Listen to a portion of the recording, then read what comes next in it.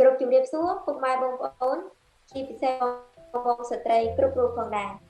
វិលមកជួបគ្នាសាជាថ្មីមកកាន់គេហទំព័រ Page ប្រឹក្សាវិបត្តិស្ត្រីដោយផ្ទាល់ថ្ងៃនេះដែរនាងខ្ញុំជំនួសឲ្យសមាជិកនៃក្រុមប្រឹក្សាវិបត្តិស្ត្រីរបស់ពួកយើងដើម្បីលើកឡើងនៅបញ្ហាដែលត្រៀមនឹងជជែកបកស្រាយនាពេលបន្តិចទៀតនេះជាពិសេសទៀតនោះគឺមានវត្តមានអ្នកមីងចន្ទាដែលជាអ្នកចូលរួមបកស្រាយក៏ដូចជាផ្ដល់នៅមតិយោបល់ក្នុងប្រធានបទរបស់យើងផងដែរអនុញ្ញាតជំរាបសួរអ្នកមីងចន្ទាជំរាបសួរបងក្មួយស្រីចាដូច្នេះកុំឲ្យពេលវេលានៃការទន្ទឹងរង់ចាំយូរមួយក៏សូមលើកឡើងនៅប្រធានបទរបស់យើងតែម្ដងចំពោះប្រធានបទរបស់យើងក្នុងថ្ងៃនេះគឺយើងជជែកអំពីតើគួរធ្វើបែបណាទៅដើម្បីឲ្យស្ត្រីដែលមានវិបត្តិមានភាពក្លាហានក្នុងការស្វែងរកដំណោះស្រាយក៏ដូចជាហ៊ានបញ្ចេញនៅមតិយោបល់ដើម្បីបានជាពន្លឺក្នុងការយកទៅដោះស្រាយជាមួយបញ្ហាដែលពួកគាត់កំពុងតែប្រឈមដូច្នេះសូមទុកឱកាសនេះដល់អ្នកមីងក្នុងការចូលរួមផ្ដល់ជាមតិយោបល់សូមគោរពអញ្ជើញអ្នកមីងចាជាដំបូងនឹងខ្ញុំសូមជម្រាបសួរដល់បងប្អូនដែលកំពុងតែទស្សនានៅក្នុងការ live វីដេអូរបស់ពួកយើងនេះហើយសូមអរគុណដល់ក្មួយស្រីដែលបានលើកជាប្រធានបទឡើងថាតើយើងធ្វើដូចម្តេចដើម្បីឲ្យស្ត្រីទូទៅក្នុងពិភពលោកឬក៏ជាពិសេសស្ត្រីខ្មែរយើង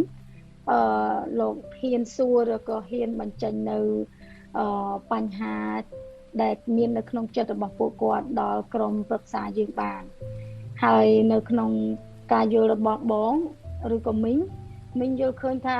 បងប្អូនស្ត្រីយើងគួរតែហ៊ានបញ្ចេញនៅអ្វីដែលជាលក្ខណៈទុក្ខវិបាកឬក៏បញ្ហាកម្មឬក៏បញ្ហាទាំងឡាយដល់ក្រុមយើងពីព្រោះតែថាក្រុមយើងមានគោលការណ៍និងច្បាប់ហើយគ្រប់គ្រាន់នៅក្នុងការរក្សានៅរឿងសម្ងាត់របស់បងប្អូនណាហើយដោយសារតែគោលការណ៍យើងជាចម្បងគឺគោលការណ៍ដែលផ្សារភ្ជាប់ទៅនឹងប្រធរការដំណោះស្រាយរបស់បងប្អូនស្ត្រីនឹងទៅតាមរយៈប្រធរអញ្ចឹងនៅក្នុងការរក្សានៅគោលការណ៍របស់ពួកយើងឬក៏តាមរយៈប្រធរនេះពួកយើងមានច្បាប់ក្រមសីលធម៌គ្រប់គ្រាន់ណាមានក្រមសីលធម៌គ្រប់គ្រាន់នៅក្នុងការមិនទម្លាយរឿងសម្ងាត់របស់បងប្អូនឲ្យខ្សោះខ្ចាយឡើយហើយពេលចានៅក្នុងនេះដែរពួកយើងនឹងដោះស្រាយដោយលក្ខណៈដោយតាមរយៈផ្លូវចិត្តតាម psychology ហើយដោយសារតែព្រះសម្មាសម្ពុទ្ធនៃយើងលោកជាអ្នកដែលពូកែជំនាញផ្នែក psychology អញ្ចឹងហើយអ្វីដែលបងប្អូនស្ត្រីឬក៏អ្នកដែលខ្ញុំបានធ្លាប់ស្គាល់ដែលបើពួកគាត់ដាក់ចិត្តឲ្យពធជាអ្នកព្យាបាលឲ្យពធជាអ្នកដោះស្រាយមានខ្ញុំមិនទាន់ឃើញមានអ្នកណាមួយបរាជ័យឡើយហើយដោយនេះដែរដោយសារតែបងប្អូនជាច្រើនពេលដែលគាត់មានបញ្ហាផ្សេងគាត់ច្រើនតែបង្ហោះតាមបណ្ដាញសង្គម Facebook គាត់តែងតែ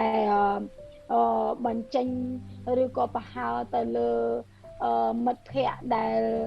គាត់មិនគួរនឹងបង្ហើរឲ្យមិនគួរនឹងនិយាយធ្វើឲ្យពេលដែលគាត់និយាយទៅវាមិនត្រឹមតែជួយជាដំណោះស្រាយដ៏ល្អទេគឺគាត់ធ្វើឲ្យបញ្ហាទាំងនោះមានបញ្ហារឹតតែច្រើនឡើងថែមទៀតមែនទេក្មួយស្រីចាអ្នកមីងអញ្ចឹងហើយបានជាពួកយើងបង្កើតជា page នេះឡើងដើម្បីនឹងទទួលនៅបញ្ហាគាត់ទាំងអស់មកជាសំណុំដែលពួកយើងនឹងដោះស្រាយដោយមិនបញ្ចេញឈ្មោះមិនបញ្ចេញនៅបញ្ហារឿងនឹងទៅជាសាធារណៈទេគឺពួកយើងជួយដោយការស្រឡាញ់ដោយការពេញចិត្តដោយការផ្ដល់ឲ្យតែម្ដងណាដោយការផ្ដល់ឲ្យហើយពោពេញទៅដោយបទពិសោធន៍សម្រាប់ស្ត្រីនៅក្នុងក្រុមយើងនឹងគាត់មានបទពិសោធន៍ដោយខ្ពស់ហើយដែលបទពិសោធន៍គាត់នឹងគឺជាដំណោះស្រាយដែលដោះស្រាយតាមរយៈពធនឹងទៀតអញ្ចឹងលទ្ធផលចេញមកដ៏ល្អដ៏ប្រសើរណាហើយមួយទៀតដែរនេះខ្ញុំចង់លើកឡើងទៅនៅសហរដ្ឋអាមេរិកឬក៏នៅប្រទេសជឿនលឿនផ្សេង ពួកគេក៏មិនប្រហើទៅតាមប្រព័ន្ធចឹងដែរគឺពួកគេប្រើសេវាកម្មផ្នែក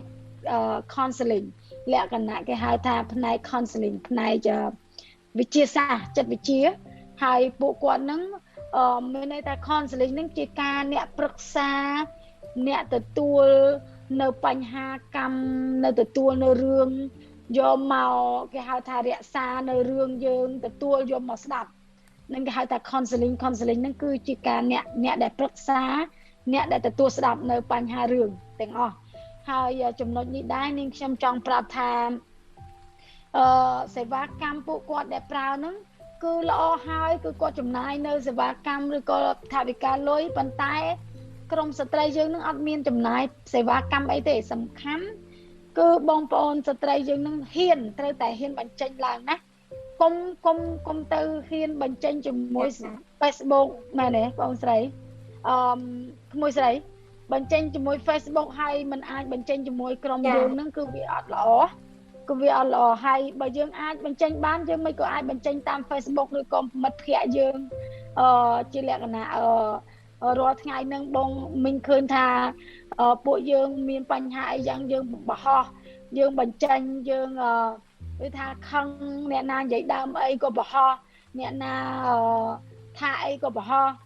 ពេលស្រឡាញ់គ្នាបរោះផ្អែមល្ហែមជាមួយគ្នាដល់ពេលទាស់គ្នាក៏បរោះពេលយំក៏បរោះពេលសើចក៏បរោះបងឃើញថាចំណុចហ្នឹងគឺវាអត់ល្អអត់ប្រសើរវានាំឲ្យបញ្ហាហ្នឹងវាមិនត្រឹមតែដោះស្រាយវារឹតតែឆ្វាក់មួយជាន់ទៅមួយបញ្ជាន់គ្នាទៀតណាវាអត់អាចដោះស្រាយបានជាចំណុចចុងក្រោយហ្នឹងបងសូមអរគុណដល់បងអូនស្រីឬក៏បងប្អូនទាំងអស់នៅក្នុងបណ្ដាញសង្គមណាហើយដែលកំពុងតែស្ដាប់នៅវីដេអូនេះហើយអរគុណច្រើននាងខ្ញុំសូមអស់នៅយោបល់ណាសូមអស់នៅយោបល់សូមអរគុណចាសូមអរគុណចំពោះការបកស្រាយយ៉ាងក្បោះក្បាយចំពោះប្រធានបទរបស់យើងនៅថ្ងៃនេះដូចអ្វីដែលអ្នកមីងបានលើកឡើងមកជាការចូលរួមជាពិសេសគឺលើកទឹកចិត្តដល់បងប្អូនស្ត្រីដែលកំពុងតែជួបប្រទះនៅបញ្ហាវិបត្តិផ្លូវចិត្តទាក់ទងនឹងបញ្ហាផ្សេងដែលមិនអាចមិនដឹងថាទៅស្វែងរកដំណោះស្រាយនៅកន្លែងណាហើយវាជាជំរឿនល្អមួយដែលបងប្អូនស្ត្រីស្វែងរកការប្រឹក្សាមតិយោបល់ពីក្រុមប្រឹក្សាវិបត្តិស្ត្រីដោយធម៌នេះប្រសើរជាងការចែករំលែកនៅអារម្មណ៍របស់ខ្លួនឯងដូចជាចែករំលែកនៅបញ្ហាទៅតាមប្រព័ន្ធ Facebook ប្រព័ន្ធបណ្ដាញជាលក្ខណៈបែបសាធារណៈវាធ្វើឲ្យបញ្ហាដែលកំពុងតែមាននេះដោះស្រាយអត់បានហើយថែមទាំងធ្វើឲ្យផ្លូវចិត្តរបស់យើងកាន់តែតានតឹងថែមមួយកម្រិតទៀតដូចនេះដែរប្រសិនបើមានបងប្អូនស្ត្រីណាដែលកំពុងតែមានបញ្ហាអត់ទាំងនេះគឺអាចតាក់ទងមកកាន់ប្រអប់សារនៃគេហទំព័រ Page ក្រុមប្រឹក្សាវិបត្តិស្ត្រីរបស់ពួកយើងបានគ្រប់ពេលវេលាសមាជិកនៃក្រុមប្រឹក្សាវិបត្តិស្ត្រី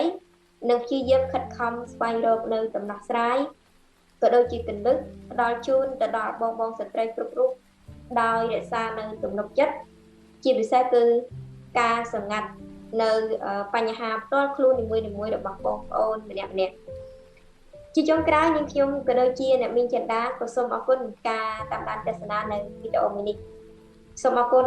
សូមគោរពលាជួបគ្នានៅក្នុងវីដេអូក្រោយ